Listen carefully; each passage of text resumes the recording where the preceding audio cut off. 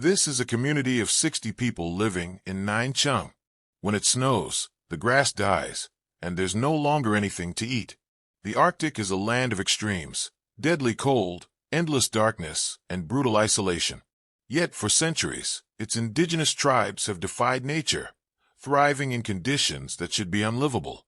Scattered across Alaska, Canada, Greenland, Scandinavia, and Russia, these circumpolar peoples have developed extraordinary traditions, from hunting in total darkness to building homes from ice.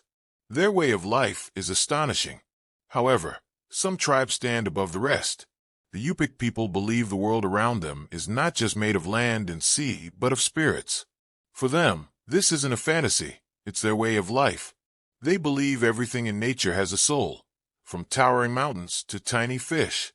They're shamans, powerful spiritual guides, can heal the sick, communicate with unseen forces, and even bring misfortune to those who upset the balance. At the heart of their beliefs is Elam Mua, the spirit of the universe, the unseen force that created all life. This deep respect for nature shapes everything, their traditions, their survival, and even their art.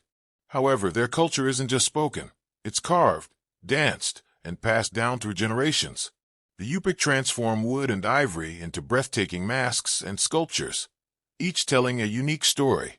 Their hypnotic dances, performed at potlatch ceremonies, honor the past and connect with the spirits. Surviving the Arctic takes more than luck. It takes skill, knowledge, and incredible resilience. The Yupik have mastered the land and sea, hunting seals, walrus, and caribou with harpoons, spears, and kayaks. To withstand brutal winds, they build kashim, underground communal houses, and ana, warm shelters lined with animal skins. Where the Yupik find wisdom in the spirits of land and sea, another tribe reads the language of ice and snow, the Nenets. The Nenets are remarkable people who have mastered the art of surviving in one of the harshest environments on Earth, the Siberian tundra. For centuries, they have lived alongside their reindeer, developing a deep knowledge of the snow, ice, and permafrost around them. For this tribe, survival has been engraved deep into their way of life. Given the climate they live in, one of the Nenets' unique skills is their ability to read the snow. With a vocabulary rich in terms for different types of snow, they can predict the weather, find the best grazing spots for their reindeer, and determine when it's safe to travel. In a world where climate change is rapidly altering their environment, this knowledge has never been more critical. Changing weather patterns and melting ice are disrupting their migration routes and grazing lands, putting their way of life at risk. The Nenets live in chums, traditional cone-shaped tents made from reindeer hides, built to withstand temperatures that can drop to a bone-chilling -50 degrees Celsius. However, there's more to the chum than just a shelter. The hides provide insulation, keeping the warmth in and the cold out. They are also easy to set up and take down, which is crucial as the Nenets move with their herds for seasonal migrations. In Nenet society, family is everything. They organize themselves into clans and pass down lineage through the father. Each clan has its own territory and customs, and elders hold a special place in guiding decisions. However, it is the Tadibia, the shamans, who truly hold the community together. As spiritual leaders, they maintain a delicate balance between humans and nature, ensuring that the Nenets remain connected to the land that sustains them. As the years have passed, though, the Nenets' lifestyle is under threat. Industrial projects like the Yamal Mega Project have pushed into their lands, disrupting migration routes and introducing pollution. This encroachment on their pastures could spell the end of the Nenets' traditional way of life. Their free movement across the land is no longer a given, and the very environment they've lived in for centuries is being altered in ways they cannot control. It's clear that survival takes many forms. While the Nenets battle the brutal cold of Siberia, another tribe fought against forces far more devastating than nature itself, the Aleuts. The term Aleut first surfaced in the 18th century, coined by Russian fur traders to describe two distinct peoples, the Anengan of the Aleutian Islands and the Sudpiak of Kodiak Island. While they shared a similar environment, their cultures and languages were unique.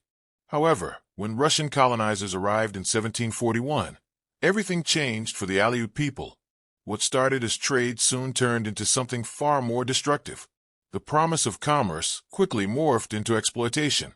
Fur traders, eager for profit, overhunted sea otters and seals, ravaging the very ecosystems the Aleuts relied on. Disease spread like wildfire, and warfare followed in the wake of colonization. The result was devastating. The Aleut people were nearly wiped out. From a vibrant community of about 25,000, the population plummeted to just 2,000 by the late 19th century. The question is, how could an entire culture withstand such a devastating blow? The Aleut language, Anengam Tunu, once spoken by thousands, now faces near extinction, with only 109 fluent speakers remaining. The erosion of their language is a direct consequence of centuries of cultural disruption, a blow to their identity that is still felt today. However, in the face of such adversity, the Aleuts are fighting back. Efforts to revive their language and their practices are underway, with a focus on passing them down to future generations. The Aleut people have always had a profound connection to the natural world. Steeped in animism and shamanistic practices, they saw the spirits in the sea, the wind, and the land. However, when Russian Orthodox missionaries arrived, that sacred belief collided with a new religion. Christianity spread through the Aleut community, and while many converted, their old ways did not disappear. They merged with the new. For generations, Aleut men were expert hunters. They braved the harsh seas in bidarkas, their skin-covered kayaks, to hunt marine mammals like seals, sea otters, whales, and walruses. Meanwhile, Aleut women gathered fish, birds, shellfish, and wild plants like berries to nourish their people. This way of life wasn't just practical, it was the heartbeat of their community. The shared effort brought them together, forging bonds through their reliance on the land and sea. Then, of course, the Aleut people faced something no one could have predicted: World War II.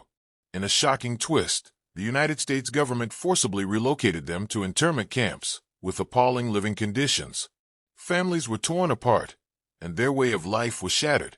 The pain of this injustice wasn't acknowledged until decades later. It wasn't until 1988 that the Aleut Restitution Act was passed, offering compensation. But could it ever undo the scars left behind? While the Aleuts' fight for their identity was shaped by colonization and war, the Koryaks faced a quieter struggle, modern policies slowly chipping away at their culture. The Koryak people have always lived closely with the land, guided by a deep respect for nature. In their society, leadership isn't about titles. It's about making decisions together. Families work as one, making choices that reflect the strength and unity of the group. However, there's one person whose influence goes beyond the family: the shaman. Through rituals and drumming, shamans connect with the spirit world, guiding the people with wisdom passed down through the ages. For the Koryaks, nature isn't just something they use, it's sacred. However, over time, outside forces have made life harder. Soviet policies aimed at changing their way of life slowly caused the Koryak language and traditions to fade. In 2007, the Koryak Autonomous Okrug was merged with Kamchatka Krai, pushing the Koryak people to the edge. Without political voice or representation, their future remains uncertain, but their fight for cultural survival continues.